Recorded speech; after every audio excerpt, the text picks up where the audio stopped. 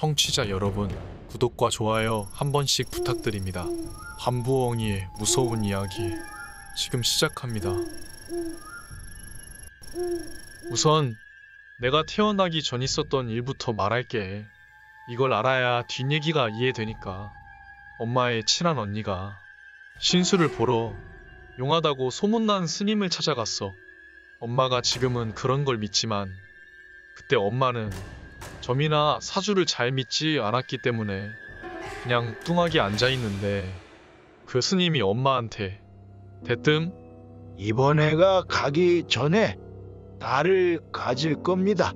그 아이 사주가 좋고 복도 있고 조상이 돌보는 아이니까 잘 키우세요. 딸이 훗날 하늘의 별도 달도 다 따다 줄 겁니다. 이랬다고 한다. 근데 죄송하게도 그 딸이 나다. 미안해 엄마. 아무튼 그러고 나서 엄마는 정말 임신을 했고 나를 낳았는데 그 전에는 정말 힘들고 빚더미였던 아빠 사업이 갑자기 너무 잘 풀리고 소송에 휘말렸던 아빠 집안의 유산 문제도 다 해결이 돼서 처음으로 통장에 큰 돈을 저축했다고 한다. 그래서 집안 어른들이 나한테 복댕이 하신다. 아직까지도 별 탈 없이 무럭무럭 콩나물 크듯 쑥쑥 커서 난 고딩이 되었다. 난 여고를 다녔는데 범상치 않은 아이가 친구하자며 다가왔다. 첫인상이 포스 쩔었다. 덩치는 안 큰데 진짜 눈매하며 입하며 분명하게 생긴 아이였다. 특히 눈이 완전 날카로운 매 눈이었다. 난 임기응변에 좀 능한 편인데 친구가 날 똑바로 쳐다보면 사실만을 말하게 된다. 진짜 거짓말 탐지기가 따로 없었다. 암튼 나는 이 친구를 박여사라고 불렀다. 박여사와 친구가 되고 나서부터 이상한 일이 생기기 시작했다. 같이 놀던 친구한테 박여사가 말했다. 오늘 차 조심하고 집에 일찍 들어가. 어젯밤 꿈에 네 나왔어. 다음날 꿈에 나왔다던 애가 팔 부러져서 깁스하고 학교 왔다. 아파트 물청소를 했는데 얘네 집이 2층이라 계단으로 올라가다가 넘어져서 팔이 부러졌다고 했다. 그 후로도 박여사의 꿈에 나온 사람들은 크고 작은 사고가 났었다. 이상하게 난 한 번도 박여사 꿈에 나온 적이 없지만 또 한 번은 친한 친구가 남친을 사귀게 됐는데 그 남친이 우리한테 피자를 쏘기로 했었다. 피자헛에 가서 씹고 뜯고 맛보고 즐기고 샐러드 바도 거덜냈었다. 그 당시 우린 엄청난 대식가들이었다. 근데 박여사만 표정이 안 좋았다. 암튼 피자를 다 흡입하고 나서 친구 남친과는 헤어지고 우리끼리 집에 가는 버스 안에서 갑자기 박여사가 남친이 생긴 친구한테 그 남친을 만나지 말라 했다. 친구는 왜 그러냐고, 내 남친 좋은데 왜 그러냐고, 부러워서 그러냐고 했다. 박여사는 글쎄 만나지 말라고, 헛소리 하지 말라고, 대들지 말라고 엄하게 말했다. 난 중간에서 뻘쭘하게 있었다. 이상하게 박여사가 엄하게 말하면 쭈구리가 된다. 박여사 말로는 그 남친이 콩밥 먹게 생긴 상이래나? 뭐래나? 암튼 2달인가? 그 친구는 남친을 계속 만났는데 일이 터졌다. 그 남친이 동네에서 좀 논다는 애였는데 선배들 열 몇 명이랑 같이 채팅으로 만난 여자 2명을 성폭행했다고 한다. 후덜덜. 그 남친이란 놈은 진짜 콩밥 먹게 되었다. 그 뒤로 알게 된 이야기지만 박여사의 이모님은 정말 용하다고 소문난 무당이라고 했다. 이모를 닮았는지 하여튼 좀 신통방통한 친구였다. 그러다 내가 박여사를 진짜 다시 보게 됐던 계기가 있었는데 우리 동네에는 강이 있다. 강둑에 바람이 살랑살랑 부는 날 친구들이랑 치킨을 시켜서 다같이 강으로 갔다. 며칠째 비가 와서 강물이 많이 불어있고 시원했다. 맛있게 먹고 있는데 갑자기 박 여사가 완전 사색이 되어서는 빨리 가자, 빨리. 우리를 재촉했다. 우린 무슨 일인가 싶어서 왜 그러냐고 좀 더 있다 가자고 그랬는데 진짜 무섭게 호통을 치면서 가자고, 씨발. 어쩔 수 없이 치킨을 싸들고 우리 집으로 왔다. 박 여사에게 무슨 일이냐고 물었더니 박 여사는 강둑다리 쪽에서 어떤 여자애가 강물 위를 달리고 있었다. 라고 말했고 우린 말도 안 된다고 무슨 그런 게 있냐고 귀신이라도 강 위를 달리다니 너무 웃기다며 막 웃었다. 근데 박 여사가 너무 진지하게 진짜 분홍색 바지에 흰 티 입은 여자애였다. 확실히 귀신이었다. 라고 말했다. 저녁이 돼서 애들이 가고 집에 혼자 있는데 내가 사는 지역 재난정보 문자가 날라왔다. 거기서 사람을 찾는다고 메시지가 왔다. 별 생각 없이 폰을 닫으려다가 내 머릿속에 뭔가 슉 지나가는 게 있었다.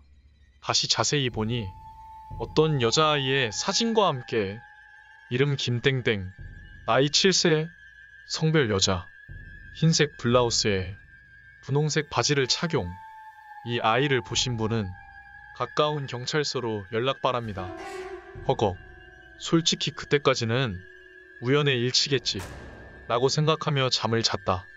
다음날 학교를 마치고 집에 왔는데 엄마가 강에 가지 말라고 구미에 사는 여자애가 실종됐는데 오늘 우리 동네 강둑에서 건졌다고 했다. 진심 소름 개돋았다. 전날 왔던 재난정보 메시지의 그 여자아이가 오늘 강에서 발견된 그 아이였고 그때 박 여사가 봤다던 그 강물 위를 달리는 아이가 그 아이였던 거였다. 난 그때부터 박 여사를 박보살님이라 부르기 시작했다. 박보살님은 시간이 지날수록 점점 더 매의 눈이 되어갔다. 20살이 되던 해 박보살님이 술 먹고 꽐라돼서 우리 집에서 자고 간 날이 있었다. 근데 다음날 아침에 박보살이 나 새벽에 너네 큰아버지 봤다. 라고 했다. 난 엥 무슨 소리지? 하며 엄마한테 엄마 큰아빠 왔어? 라고 물었다. 그때 박보살이 살아있는 큰아빠 말고 엄마랑 난 무슨 말인가 싶었다. 우리 아빠는 사남 2녀 중 막내인데 우리 집엔 돌아가신 큰아빠가 없다. 얘기를 들어보니 새벽에 박보살이 갈증이 나서 깼는데 어떤 남자가 박보살 발밑에서 한숨을 푹푹 쉬고 있어서 겁도 없이 아저씨, 왜 그래요? 하고 물었더니 그 아저씨가 나를 가리키며 나는 얘 큰아빠 되는 사람인데 너무 외로워 그래. 그래서 박보살이 근데 왜 얘한테 있어요?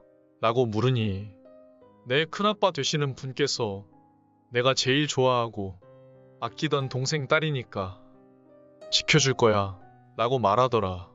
그리고 박보살은 큰아빠와 이런저런 얘기를 나누었는데 박보살 말이 큰아빠가 내 어깨에 계신 수호령이고 한 분 더 있다고 고모도 있다고 말씀하셨다고.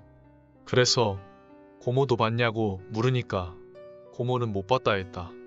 박보살이 가고 집에 오신 아빠한테 혹시 지금 큰아빠 세 분 말고 큰아빠가 또 있었냐고 물어보니까 어떻게 알았냐며 둘째 형이 계셨는데 결혼하고 신혼여행 다녀오시다 신행길에 돌아가셨다고. 외롭다는 말은 아마도 큰아빠 혼자 돌아가셔서 그런 것 같다. 그리고 고모 얘기도 물어봤는데 아주 어렸을 때 홍역으로 돌아가셨다고. 그 두 분이 내 어깨 위에 있다. 비록 지금은 감사하게 생각하고 있지만 그땐 레알 무서웠었다. 엄마가 나를 가지기 전 스님한테 들었던 이야기, 조상이 돌본다는 말이 이거였던 거였다. 그 스님도 참 용하시다. 이건 가장 최근에 있었던 일인데 박보살은 지금 대전에 있다.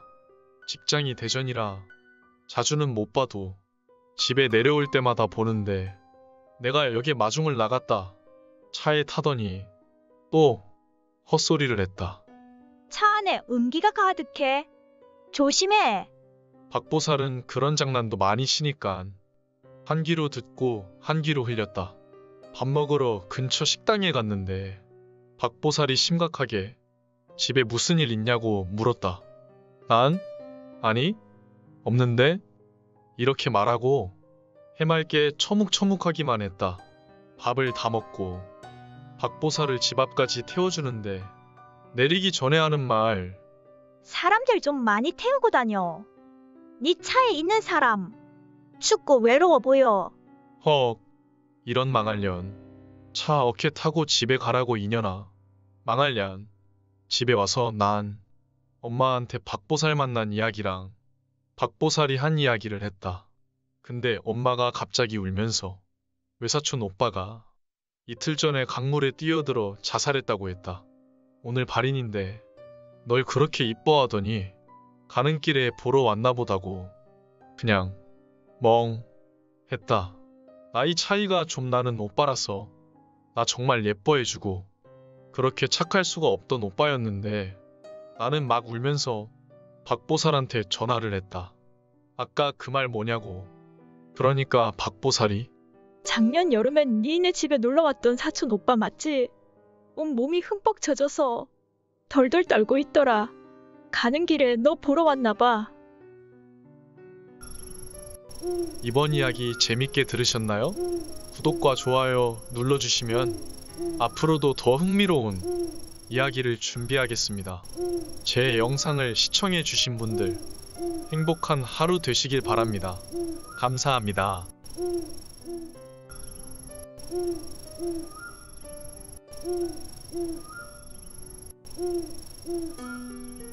음.